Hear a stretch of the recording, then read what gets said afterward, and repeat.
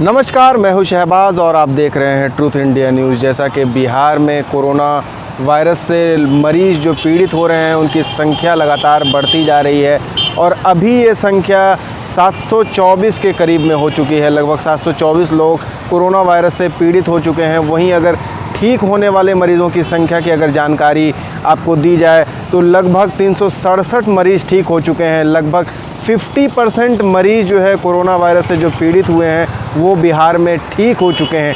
आज 50 के करीब दिन हो चुका है लॉकडाउन का बिहार में, और जो लोगों को जो परेशानी हुई है और सरकार इस परेशानी को निपटने में जिस तरीके से नाकाम हुई है, आज उसके बारे में हम चर्चा करेंगे कि किस तरीके से बदहाल है बिहार और गुमनाम है ये सरकार। नीतीश कुमार का लगातार कुछ भी पता नहीं चल रहा है। वो सिर्फ वीडियो कॉन्फ्रेंसिंग के ज़रिए जो है वो भी कभी कभी जो है दिखते हैं कि वीडियो कॉन्फ्रेंसिंग के ज़रिए ये डिसीज़न लिया गया और वो डिसीज़न लिया गया। नाकामी सरकार की साफ साफ दिखती है कि सरकार ने आखिर क्या किया। 2005 में जब यही नीतीश कुमार विकास पुरुष कहलाते थे और कहते हुए नहीं थकते थे कि हम विकास पुरुष हैं और हमने विकास किया है, और 2005 से पहले के राज को जिस तरीके से लालू यादव का वो राज था उस जंगल राज को बताते हुए नहीं थकते थे। लेकिन आज क्या स्थिति है, नीतीश कुमार की अग्नि परीक्षा इसी टाइम में होनी थी, लेकिन ऐसा लगता है कि नीतीश कुमार बिल्कुल फेल हो रहे हैं। कोई भी राज तरक्की करता है, वहाँ के स्वास्थ्य विभाग अगर अच्छी है, लोगों में स्वास्थ्य को प्राथमिकता दी जाती है, वहाँ पे अगर एजुकेशन पढ़ाई लिखाई की व्यवस्था अच्छी है और पढ़ने लिखने के बाद लोगों को कमाने का रोज़गार वहाँ पे मुहैया करवाया जाता है, उस राज्य को हम अच्छा राज्य मान सकते हैं और आवाम के लिए, पब्लिक के लिए वो बेस्ट राज्य हो सकता है। लेकिन 15 साल राज्य करने के बावजूद भी नीतीश कुमार शायद इन चीज़ों में नाकाम हुए। जिस तरीके से एक आम आदमी की सोच होती है कि कोरोना वायरस से जिस तरीके से वो डर रहा है, सरकार भी शायद उसी तरीके से डर रही है, जबकि सरकार को लड़ने के मोड में आना चाहिए। किस तरीके से वो कोरोना वायरस से भी लड़े और लोगों के बीच में जो मुश्किलें आ रही हैं उनको भी दूर करे, लेकिन सरकार इसमें बिल्कुल भी नाकाम दिख रही है। आप तस्वीरों में देख सकते हैं ये सारे टॉप के कॉलेजेस हैं जो कभी ऑक्सफोर्ड कहलाते थे।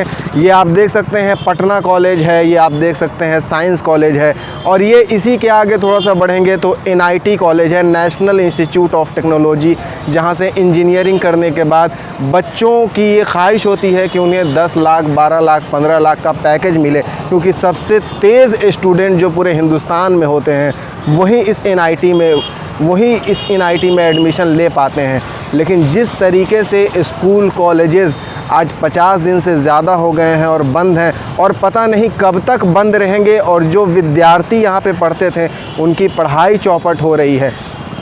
हमारे गुरु हमें सिखाया करते थे कि समय बहुत मूल्यवान होता है, इसका कदर करना चाहिए, लेकिन जब सरकार ही समय के सामने घुटना टेक दे तो ये विद्यार्थी क्या कर सकते हैं। जो 50 दिनों का पढ़ाई इनका गायब हुआ, और आज जैसा कि एग्ज़ामिनेशन का टाइम है, अभी का ये टाइम एग्ज़ाम का होता है, जिनको जो 4th ईयर इंजीनियरिंग के जो 4th ईयर के स्टूडेंट होंगे उनका भी एग्ज़ाम होता है, और कंपनियों में प्लेसमेंट की बारी आती है और कंपनियां अच्छे पैकेज पे लेकर के जाती हैं। वहीं साइंस कॉलेज जो ऑक्सफोर्ड कहलाता था बिहार का और पूरे हिंदुस्तान में जिसका नाम एक चर्चा के रूप में लिया जाता था, यहाँ से भी बहुत मेधावी छात्र निकलते थे, लेकिन आज पढ़ाई उनकी नादारत है।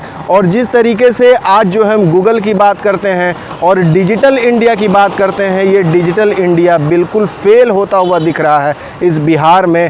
हमारे स्टूडेंट इतना ज़्यादा बाहर के राज्यों में एडमिशन लेने के लिए जाते हैं। 15 साल में नीतीश कुमार ने शिक्षा का क्या व्यवस्था बनाया, आज वो जर्जर होती हुई उसकी हालात हमारे सामने नज़र आ रही है।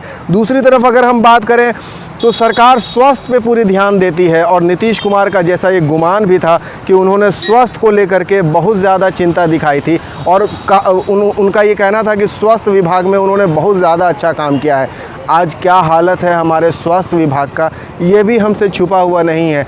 आप देख सकते हैं, आप लगातार न्यूज़ में देख सकते हैं कि स्वास्थ्य विभाग की हालत एकदम जर्जर है, और मज़दूरों का पलायन इस 15 साल में इस नीतीश कुमार रोक ही नहीं पाए।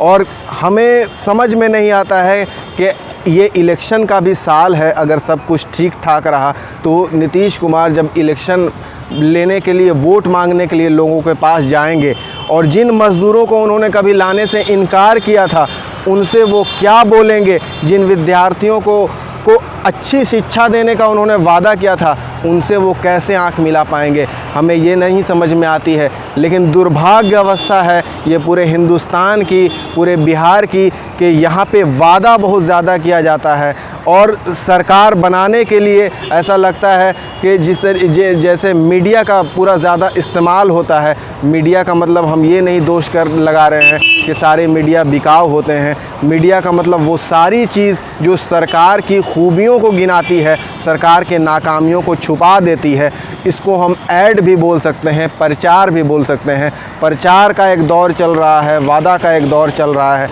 और जो भी सरकारें आती हैं वो वादा करती हैं, लेकिन काम आज जब हिंदुस्तान देखना चाह रहा है, जहां कोरोना एक वैश्विक बीमारी के रूप में उभरी है और इस वैश्विक बीमारी से हम कैसे जीतेंगे ये सवाल हर किसी के दिल में है। ना लोगों को खाने के लिए पैसा है, वो इलाज कैसे कराएंगे, वो वेंटिलेटर पे अगर ज़रूरत पड़ती है तो हमारे देश में वेंटिलेटर की कमी है, वो कैसे इलाज कराएंगे। हमारे स्टूडेंट जो भविष्य में IAS IPS बन करके, बड़े बड़े नेता बन करके परचम लहरा सकते थे, उनकी पढ़ाई चौपट हो रही है। स्वास्थ्य विभाग हमारा नाकारा साबित हो रहा है। सरकार सिर्फ वादा पे वादा करके सरकार बनाती जा रही है।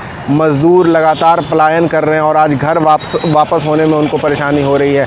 सरकार किस वादे के साथ इस बार जाती है इलेक्शन में, ये देखना है। अभी के लिए, फ़िलहाल के लिए बस इतना ही। आपको हमारी न्यूज़ कैसी लगी आप हमें कमेंट करके ज़रूर बताइए और अगर अभी तक आपने हमारे चैनल को सब्सक्राइब नहीं किया है तो सब्सक्राइब ज़रूर कर लीजिए।